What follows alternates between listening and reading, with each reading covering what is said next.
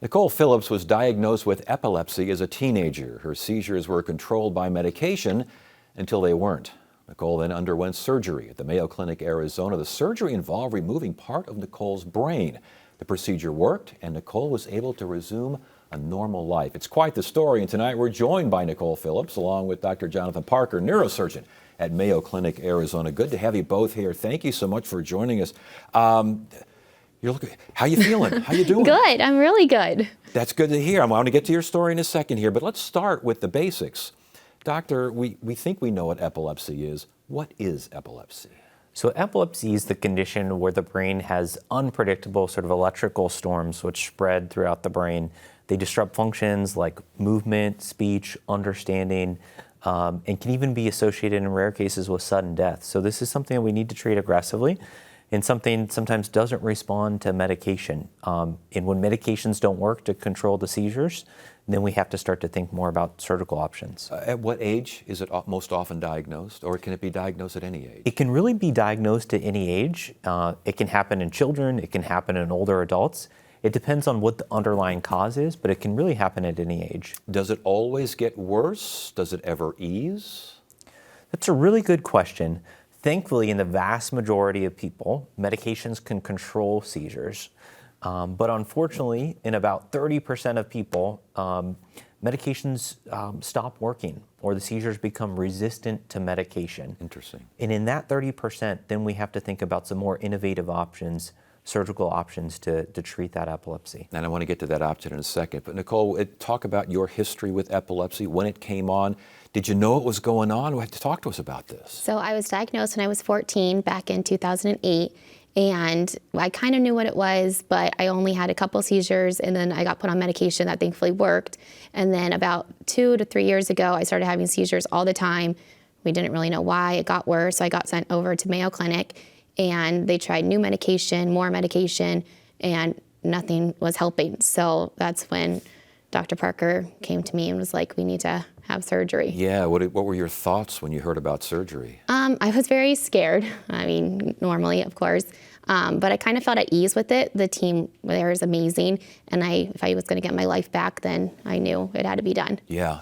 Describe the surgery. It literally sounds like, are you removing a part of the brain and it is now, there's nothing there now? How does this work? So as Nicole mentioned, we can only do this type of surgery because we have a great team. Dr. Hirth, Nicole's epileptologist, Dr. Richard Zimmerman, another neurosurgeon, we all work together as part of a larger team. So to do this type of surgery, we start with the best information. That means getting the best brain imaging, the EEG imaging. We're seeing a picture now of an MRI scan of Nicole's brain. And we were able to pinpoint with that MRI and with this other information, this other brain signal information, where exactly the seizures were coming from. And then we designed the smallest surgery to actually remove that area of the brain where the seizures were coming from. What made Nicole's surgery so challenging, so risky for the team, is that this little abnormal collection of neurons or brain cells that were causing the seizures were right next to the motor area of the brain, right next to the area of the brain that controls the left leg. Wow. In the left leg sensory. So we had to be very, very precise in making sure we preserve Nicole's leg function in doing the surgery. When you see these abnormalities, is it usually just one? Have you had cases where there are numerous abnormalities in different parts of the brain? That's a really, really good point. We're lucky when it's just one area and we can treat that just one area. Sometimes we see multiple different areas of the brain where there's abnormalities. We have options for those patients too. We can stimulate the brain to try to stop seizures.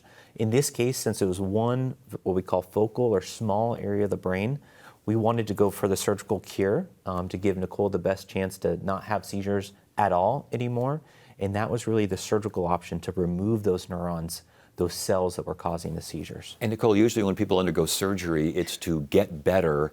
Something's bothering them and now it's not bothering them anymore, or it won't over time. But with your surgery, it is to keep something that was bothering you away. So when you woke up and the first day or two, what were you thinking? I mean, are you kind of like, it's not happening. This is good. Right. Yes. It was kind of, I always had in the back of my mind, will it happen? Yeah. And it was really crazy that I kind of need to teach myself it is okay.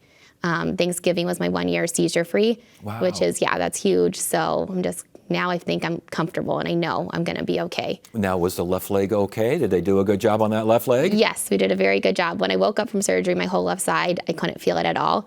So I was like, okay. And Dr. Parker wasn't concerned at all. No one was concerned. They're like, as the swelling goes down, the function will come back. And sure enough, it did. Everything came back. I'm totally fine, feel everything, move great, no issues at all. Sounds like a total success there, doctor. It's really because we have a great team, we have great technology. When Nicole was asleep during surgery, we actually used different systems to actually stimulate and map the brain so we could actually see at a very small level, on the microscopic scale, if you will, where function is in the brain. And we use that technology and we use that expert team that we have at the Mayo Clinic to do this surgery safely. Yeah, and obviously this is something that you do when medication doesn't work. Are we hitting a point where you can possibly do something like this and sidestep medication? So that's a good question. We're working on things like that. For instance, in my research laboratory, we're working on better ways so we can stimulate the brain so we don't have to actually remove anything at all. There's interest in stem cell therapy to actually try to repair abnormal circuitry in the brain that may be causing the seizures. All of these things are things that we're actively working on to try to sidestep needing to do a surgery where we remove something, which is Right. Irreversible. Yeah. Before you go, we got about like 30 seconds left. Do I understand that you picked up an Arizona Cardinals football my gosh. player on the side of the road Yes. whose car broke down or something? Yes. What was that? Real quickly, Yes. what was that all about? He was at the gas station. We were getting gas. He called my husband over and said, hey, can you help me out? Are you going to the stadium? My husband said, yeah, sure. We took him to the Cardinal Stadium. Do you remember his name? Jesse Luketa. Jessica? Oh my goodness. Yeah. Well, that must have been kind of fun. Yeah, it was a lot of fun. You're living 3 quite the kids life were in the over car. there. Yeah, right. You got a lot going on Seizure-free, there. now hanging with the Cardinals. Well, Nicole, congratulations and best of health to you. And Thank Doctor, you. thank you so much for joining us. We really appreciate it. Thank you Thank so you. much.